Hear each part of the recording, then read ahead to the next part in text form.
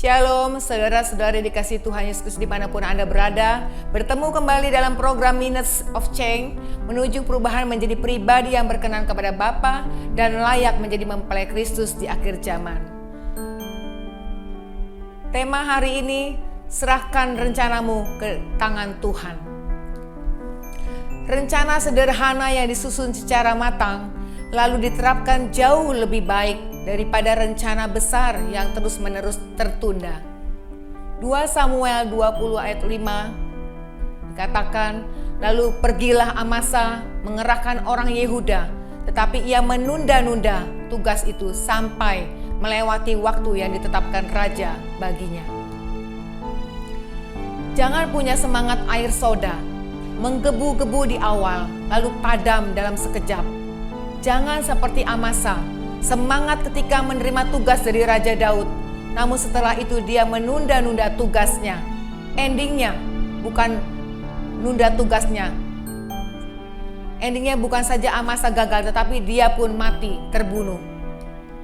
Daniel 2 ayat 16 dikatakan, maka Daniel menghadap raja dan meminta kepadanya supaya ia diberi waktu untuk memberitahukan makna itu kepada raja.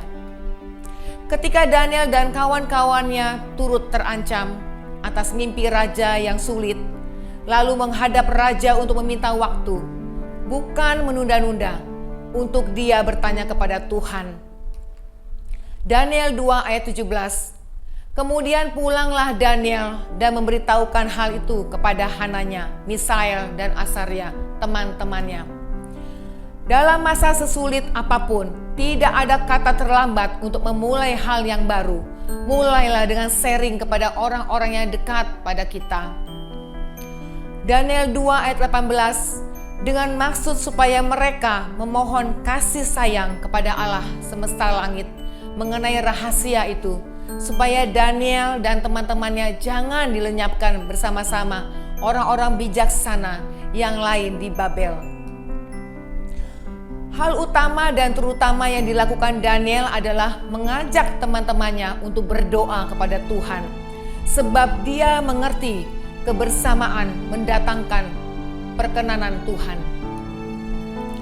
Matius 18 ayat 19-20, firman Tuhan katakan, dan lagi aku berkata kepadamu, jika 2 orang daripadamu di dunia ini sepakat meminta apapun juga, permintaan mereka itu akan dikabulkan oleh Bapa-Ku yang di sorga.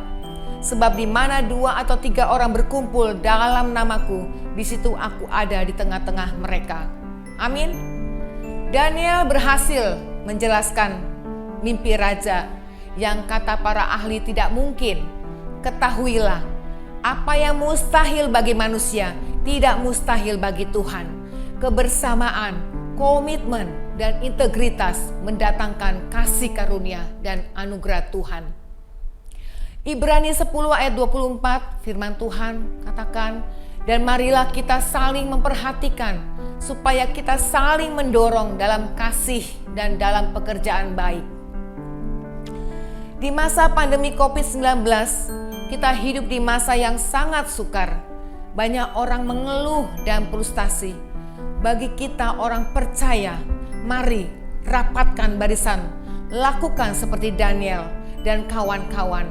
Mereka tetap bersatu dalam iman dan perbuatan bersama-sama. Ibrani 10 ayat 25, janganlah kita menjauhkan diri dari pertemuan-pertemuan ibadah kita, seperti dibiasakan oleh beberapa orang, tetapi marilah kita saling menasehati dan semakin giat melakukannya menjelang hari Tuhan yang mendekat. Bapak, Ibu, saudara-saudara sekalian, tetaplah percaya kepada Tuhan. Jangan tinggalkan kebersamaan kita dalam hadirat Tuhan. Amin. Demikianlah renungan firman Tuhan hari ini, kiranya dapat memberkati kita semua. Amin.